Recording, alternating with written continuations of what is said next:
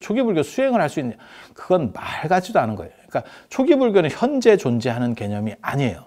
역사 속에 존재하는 개념인 거지. 그래서 뭐 초기 불교 수행을 하고 남방 불교는 초기 불교 전통이에요. 말 같지도 않은 소리예요. 안녕하세요. 자, 오늘 얘기해 드릴 거는 어떤 사람들은 그렇게 얘기하거든요. 저 남방불교 쪽에 있는 사람들은 저게 초기 불교고, 그 다음에 남방불교에서 기본 텍스트로 여기는 경전이 아함경이에요. 아가마라고 하는 아함경. 그거는 이제 보통 한역에서는 자밤, 그 다음에 중암, 그 다음에 장암, 그 다음에 증일암, 이렇게 4개로 남방에는 똑같이 있고, 저거 말고 소부 경전이 하나 더 있고, 이렇게. 잡은 제일 짧다라는 거고, 중은 중간, 장은 길다, 증일은 늘어난다, 하나씩 이렇게 개수가 늘어난다, 이렇게. 그래서 길이하고 편제로 되어 있습니다. 그래서 실제로 자바암경들은 짧은 경전들이 모아져 있고, 이거는 이제 조금 중간 길이, 이거는 좀 길어요, 내용이. 각 안에 경전들이 여러 개가 있는데, 이건 긴 것들. 긴 것들. 그 다음에 여기에는 1, 2, 3, 4 경 하나가 나오면 그 다음에 2번 경, 3번 경, 4번 경, 5번 경 이렇게 해서 숫자가 넘버로 올라갑니다. 그리고 다시 밑으로 내려와서 1로 내려가서 다시 숫자가 1로 이렇게 쭉 올라가는 1, 2, 3, 4, 5, 6, 7 이렇게. 증1이에요. 하나씩 늘어난다. 증1 이렇게. 이런 경전들인데, 이런 경전들을 전 남방 사람이나 초기 불교 공부하는 사람들, 초기 불교는 사실 존재하지도 않는 개념이거든요. 그거는 현재는 있을 수 없는 개념이에요. 단지 학문적으로만 있을 수 있는 개념이 초기 불교라는 개념이거든요. 근데 그게 현재한다라고 말하는 사람이 있어요. 그러니까 기본도 안 돼 있는 사람들인데. 초기 불교는 언제까지 얘기하냐면 부처님 돌아가시고 100년까지. 100년까지. 이게 초기 불교거든요. 그 뒤는 부파불교라고 하는 거고, 그 부파불교 이꼬르 소승불교입니다. 우리 대승에서 부를 때는 소승불교라고 그래요. 그래서 여기는 이제 부파, 이게 소승이야. 이렇게 되는데, 이 100년까지를 초기 불교라고 하는 거는, 그러니까는 부처님의 정신이 이어지던 시대. 저거를 예전에는 원시불교라고 그랬었어요. 원시불교. 근데 원시가 느낌이 좀 안 좋아서, 원시인 뭐 이런 거 때문에 느낌이 안 좋아서 그 용어를 빼고 바꿔서 초기라고 하자, 이렇게 이제 합의가 돼서 초기불교라는 말이 나오는 거예요. 그런데 저희 어렸을 때만 해도 저걸 원시불교라고 불렀어요. 그러니까 원시는 근본이라는 뜻으로, 그 다음에 이걸 이제 근본불교라고도 하기도 해요. 그래서 원시, 근본, 초기 이거 같은 얘기예요. 그렇게 해서 요거는 부처님 돌아가시고 100년까지니까, 이 100년이 중요한 이유는, 저 때까지 부처님의 마지막 제자, 맨 마지막 쪽에 있었던 제자 중에서, 그때 어려서 제자가 돼서 나이가 많으면 운 좋게 이때까지도 살아있는 사람이 있을 수 있어요. 있다라는 얘기는 아니고, 그래서 부처님을 직접 봤던 분들이 어느 정도는 존재할 가능성이 있는, 그러면 함부로 못 움직입니다. 누구든지 말만 하면 내가 부처님을 뵀었는데 이게 권위가 돼요. 그래서 상대가 이길 수가 없어요. 그래서 저희 같은 경우도 늘상 하는 게 있어요. 논문 같은 거 쓸 때 살아있는 사람을 주제로 논문 쓰는 거 굉장히 아니, 살아있는 사람이 아니고 그분을 뵀었던 분들에 관련된 주제의 논문은 굉장히 어렵습니다. 그러니까 예를 들면 월정사 같으면 그런 분이에요. 하남 스님이 계시고, 하남 스님 제자가 탄허 스님이에요. 제가 탄허 스님 논문 쓸 때는 굉장히 조심하거든요. 하남 스님 논문 쓸 때는 그렇게 조심하지 않습니다. 이유는 하남 스님 제자는 없습니다. 살아계신 분이 안 계십니다. 왜냐하면 연세가 지금 돌아가신 지가 오래됐으니까. 근데 탄허 스님 제자는 살아계신 분들이 많이 계세요. 그런데 우리같이 못 뵌 분들은, 저를 못 뵌 분들은, 저 어른이 86년도인가 뭐 돌아가시니까, 저는 그때 살아는 있었지만 뵐 수 있는 상황은 아니었죠. 저는 성철 스님도 못 뵀거든요. 성철 스님도 못 뵀거든요. 성철 스님 그 뒤에 돌아가셨잖아요. 뭐 90년대 초에 돌아가셨잖아요. 그러니까 물론 그때 살아는 있었지만 뵐 수 있는 상황은 아니었죠. 그래서 우리 같이 못 뵌 입장에서는 정리된 문헌들만 가지고 다룰 수밖에 없고, 그 문헌에는 감정이 없어요. 문헌은 감정이 없어. 그러니까 그냥 그 있는 거를 그대로, 그러니까 노래로 얘기하면 노래가 가사가 있고 곡이 있잖아요. 우리는 곡을 모르는 거야. 가사만 가지고 접근을 하는 거예요. 근데 살아서 뵀었던 분들은 꼭 이 내용을 모르더라도 대충 뉘앙스를 알아. 곡을 알아. 곡을 알아. 그래서 저 어른 같으면 저렇게 얘기했을 거야. 이런 견적이 나온다고. 여러분도 마찬가지일 거예요. 부모님 같으면 그 부모님이 그 말을 하셨는지, 그러니까 예를 들어서 형이 부모님이 야 그때 우리 아버지가 이런 말씀 하셨는데 이러면 그게 그랬는지 안 그랬는지 잘 모르겠어. 그렇지만 아버지 스타일이라는 게 있어. 그래서 저 정도 말이면 저 양반이 하셨겠네 라는 견적이 나와. 뭔 뜻인지 아시겠죠?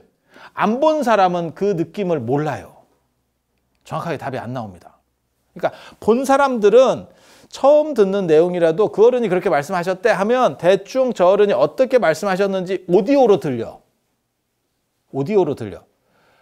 안 본 사람은 그냥 자막 처리만 돼요. 이게 다릅니다. 여러분도 마찬가지예요. 여러분 부모님이나 뭐 형제들이나 이런 사람들이 한 얘기, 돌아가셨더라도 그런 얘기들을 이렇게 듣고 있으면 그게 저 사람은 저런 식으로 얘기했을 거야 라는 게 통밥이 구릅니다. 근데 이걸 안 뵌 분들은 그 통밥이 안 굴러요. 그리고 그렇게 본 사람이 있으면 굉장히 조심해야 돼. 어려워요. 그리고 이게 권위예요. 이런 분들이 그냥 한두 분만 앉아 있어도 발표하기가 굉장히 껄끄럽습니다. 그게 뭐하고 똑같은 거냐면 내가 노래를 굉장히 잘해요. 그런데 한마디도 안 하는데 객석에 조용필이 앉아 있는 거야. 내가 노래를 하는데 그 사람이 뭐 태클을 걸고 자기가 노래를 부르고 이런 것도 아니야. 그냥 앉아만 있어. 짜증 지대로 나지. 이게 부담이 되는 거예요. 제가 그래서 그런 얘기 하거든요. 스님들도 마찬가지예요. 처음에 개받고 오면 제일 힘든 게 예불 같은 거 할 때 신도가 100명 있는 것보다 뒤에 스님 한 명 서 있는 게 더 어렵습니다. 등에서 땀이 이렇게 쫄쫄쫄 납니다. 진짜. 땀 나는 소리가 귀에 들리는 것 같아. 이렇게 흘러가는 소리가. 이게 희한하다고. 그래서 이게 딱 그런 느낌이거든요. 그래서 부처님을 봤었던 어른들이 조금이라도 가능성이 있는 분들이 있을 때까지는 이게 제대로 유지가 됐다는 거예요. 그 틀이, 큰 틀이. 그리고 그런 분들이 돌아가셔도 그 직후에는 온기가 남아있어서 부처님을 뵀었던 그 어른들이 살아계셨다가 돌아가시고 나서도 온기가, 우리도 그런 거 있잖아요. 굳이 효자가 아니더라도 부모님이 돌아가시면 부모님이 하시던 일은 한 3년을 안 바꾼다. 굳이 효자가 아니더라도. 뭔 뜻인지 아시죠? 저도 뭐라고 얘기하냐면 제사를 우리가 합치려고 하는데요. 뭐 이러면 그래도 한 3년 하고 뭐 합치시든지 하세요. 그게 그렇게 크게 힘들지만 않으면. 저도 그렇게 얘기를 해주거든요. 그러니까 부모님이 좀 이상한 행동을 해놨어. 이거는 별로 룰에 안 맞는 건데도 뭐 부모님이 해놨어. 그러면 그래도 그냥 자식이면 좀 따르다가 뭐 불합리하니까 이렇게 좀 바꿔가고. 뭔 뜻인지 아시잖아요. 그래서 이때 사람이 살아있겠느냐? 어려울 거예요. 100년이면 현실적으로는 어려울 거예요. 그런데 다 돌아가시고 난 뒤에도 그 약간 온기가 남아있을 때는 함부로 못 움직입니다. 그래서 교단이 안 깨져요. 그 안 깨지던 시절을 초기불교라고 하는 거예요. 이건 그러니까 통불교지. 불교는 하나밖에 없는 거죠. 그리고 부파불교부터는 이제 깨지기 시작하는 거예요. 이렇게 깨지는 교단. 그래서 이 초기불교라고 하는 개념은 역사 속에만 존재할 수 있는 거지 실제로는 존재하지 않는, 현실에는 존재하지 않는 개념이에요.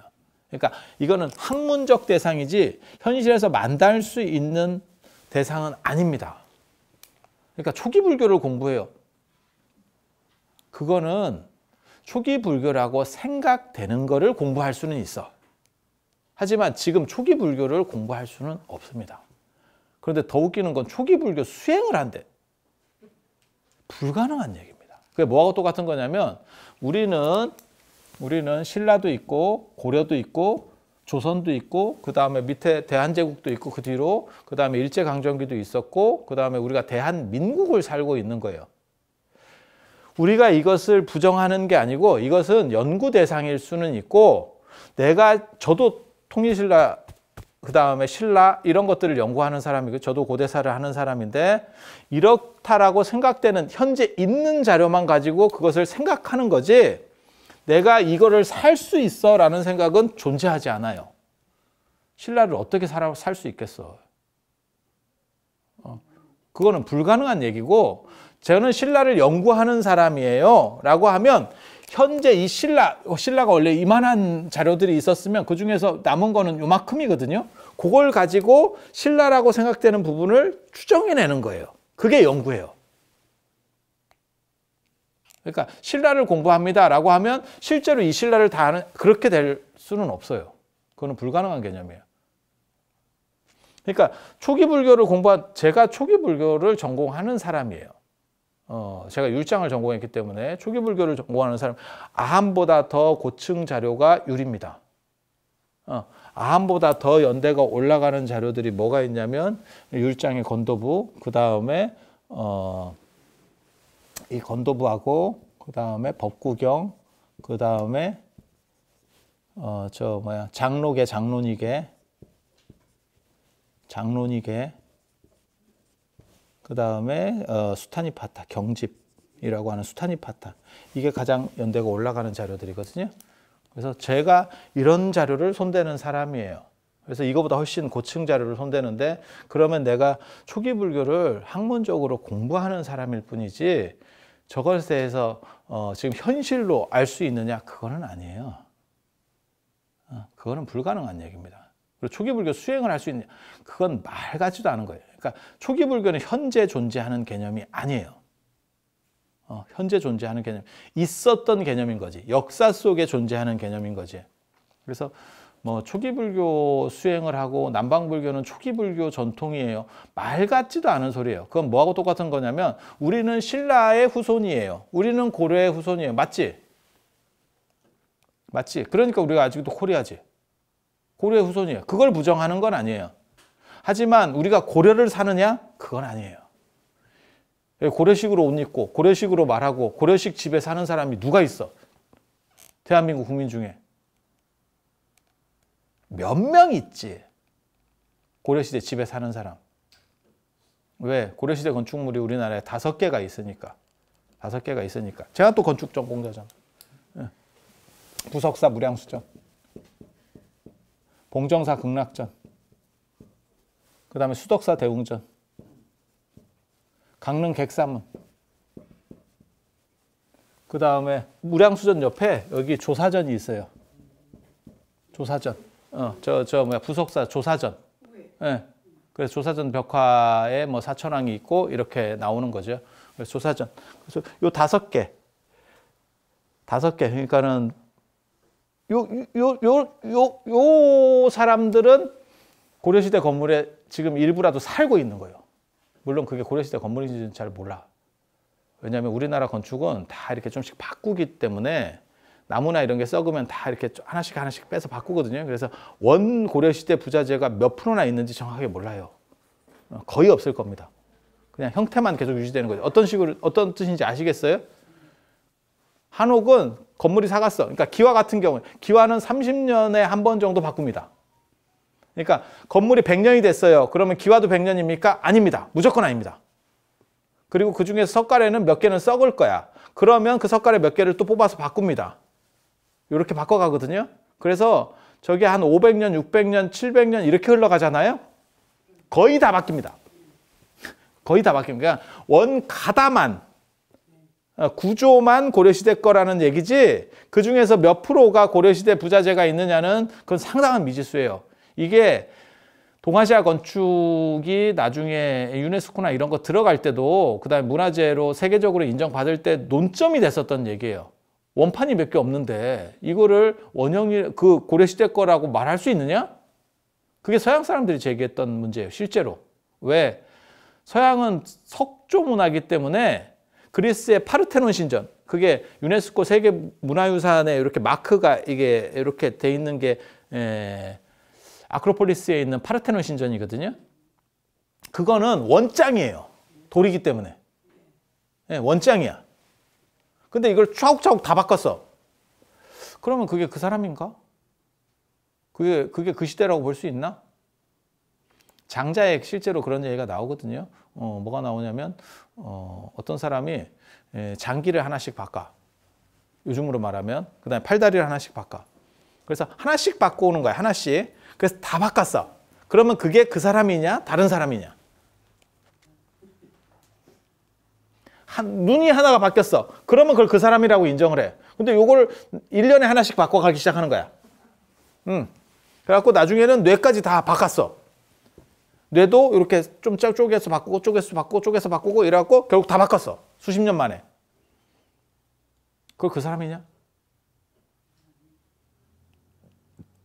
문화재 입장에서는 그 구조적인 틀을 인정을 하기 때문에 그걸 그냥 받아준 거예요. 그래서 이걸 고려시대 건물이라고 하지만 실제로는 저게도 몇 프로 정도나 될까 의심스러운 정도라고 보시면 돼요. 의심스러운 정도라고 보시면 돼요. 그래서 이런 식으로 사는 이게 고려시대에 몇 개 남은 거예요. 그리고 북한에 2개 더 있고. 이게 꼴랑 답니다. 그러니까 우리가 고려라고 생각하는 거는 실제로는 현실적인 이미지가 아니에요. 저도 고려를 가지고 또 논문을 쓰거든요. 제가 또 나홍 스님이나 이런 쪽 전문이라서 고려 후기 또 전공을 했거든요. 그래서 그런 시대들을 이렇게 추산을 해보는 것 뿐이지, 그거는 실제로는 우리가 현대에 살면서 고려라고 이해하는 방식들을 얘기하는 거지, 우리가 계승했다고 해서 그게 지금 남아있느냐? 전혀 남아있지 않아요. 신라적인 게 남아있느냐? 우리가 깃털 모자 쓰고 댕겨? 그런 거 없잖아. 그럼 조선 거는 남아있느냐? 조선 것도 거의 안 남아있어요. 까놓고 얘기해서. 한복이 있는 사람이 몇이나 돼, 지금 현재. 그리고 그 한복도 다 개량된 겁니다, 여러분. 그 조선시대 한복 아닙니다. 여러분이 입는 한복이 조선시대 거를 그대로 계승해 왔어요? 아닙니다. 우리 승복도 이거 조선시대 거 아닙니다, 이거. 까놓고 얘기해서. 이거 봉암사 결사하고 난 뒤에 이거 다 개량한 겁니다. 그리고 두루마기는 대원군 때 들어온 거고. 그러니까 우리가 전통이라고 생각하는 것들이 사실은 전통이 아니에요. 그렇게 오래된 것들이 아닙니다. 아간파천 하면서 두루마기가 대원군이 청나라 쪽에서 가지고 온 옷이에요. 그전에는 다 도포를 입었고. 이런 식의 품이 큰 옷인데 이거는 너무 불편하다고 생각해서 약간 개량한 거예요, 지금. 다 개량한 거예요. 그래서 여러분이 가지고 있는 한복이 조선시대 한복이라고 생각하시면 안 돼요. 그리고 그렇게 화려하지도 않아요. 조선시대 뭔 색이 있어서 여러분들 그 결혼식에 딸내미 손잡고 들어가는 그 한복처럼 그런 게 어디 있겠어. 그냥 생각을 해봐. 그런 색 옷을 입을 수 있는 사람들은 사실은 굉장한 특수층이고, 그런 식의 때깔 나는 색을 내지도 못해요. 옛날 기술로는. 그냥 있는 대로 얘기하는 거예요. 있는 대로 얘기하는 거예요.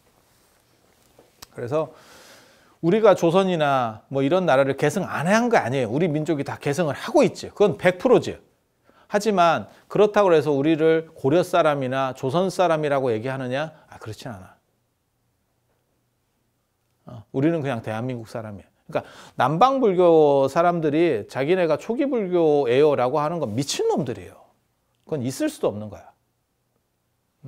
있을 수도 없는 거야.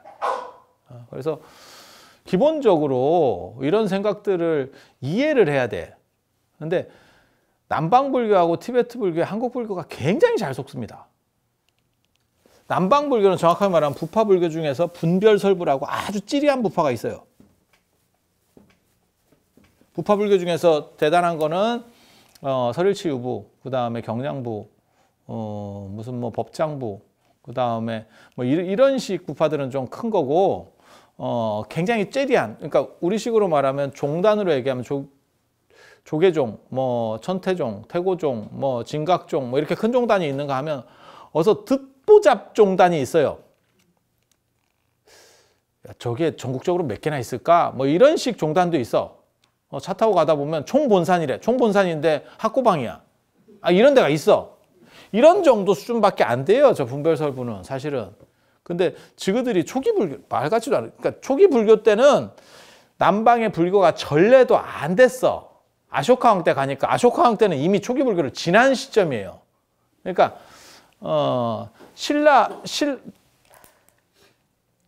당나라 때 신라로 당나라 문화가 들어와. 가능하죠. 고려 시대 때 당나라 문화가 들어와. 불가능합니다. 왜? 그때 당나라는 없어. 당나라는 없어. 그런데 남방불교 놈들은 그런 것부터 사기를 쳐. 마치 자기네는 근데 아쇼카 왕 때 주교들이 들어갔는데 그게 스리랑카에 처음으로 불교가 들어간 게 아쇼카 왕 때 마힌다하고 상가미타예요. 아쇼카 왕 때는 이미 초기 불교 지나서 끝난 때입니다. 끝난 때입니다. 아쇼카 왕을 보통 부처님 돌아가시고 한 200년으로 보니까 200년으로 보니까 이미 초기 불교는 없을 때예요. 그러니까 자기네들은 초기 불교를 한번 받아 본 적도 없어. 그러니까 우리는 신라를 계승한 게 맞죠. 고려도 계승한 거고 이렇게. 걔네는 아예 신라 자체가 없었던 거라니까. 걔네는 시작부터 초기 불교가 없었던 거라니까. 초기 불교를 받아 본 적이 없어. 그래서 그 생각하고는 완전히 달라요. 그런데 왜 티베트 불교나 이 남방 불교에 사람들이 잘 속냐면 잘 몰라서 그래요. 그래서 중국 불교나 한국 불교에서 뭐가 어떻대? 그러면 사람들이 주워 들은 게 있어가지고 이게 반응이 나옵니다. 근데 남방 불교나 티베트 불교에서 그렇대? 라고 그러면 그런가? 쟤네는 진짜 그런가? 이렇게 다 굴합니다. 정확하게 말하면 거의 대부분이 굴합니다. 근데 그런데 또 속아가지고 마치 거기에는 뭐가 있느냐. 그래서 그런 생각으로 접근을 하시면 이게 굉장히 위험해요. 티베트 불교도 마찬가지입니다. 티베트 불교. 제가 나중에 이제 티베트에 대해서 또 한번 얘기를 해주든지 할 건데. 그리고 동남아시아 분들도 그렇고, 그 다음에 저 한국에서 이렇게 생각하는 분들이 많아요. 이 아함경이 원판이라고 생각을 하는 거예요. 부처님 말씀에 원판. 말 같지도 않은 겁니다. 기본 공부도 진짜 지독실이 안 하는 놈들이 하는 얘기지. 이런 얘기를 잘 안 해주려고 하는 것 뿐이지 텍스트에 오류가 있었어요. 1차 결집 때 500명이 아나니 내가 이와 같이 들었다 그러니까 나도 그렇게 들었다. 말이 돼?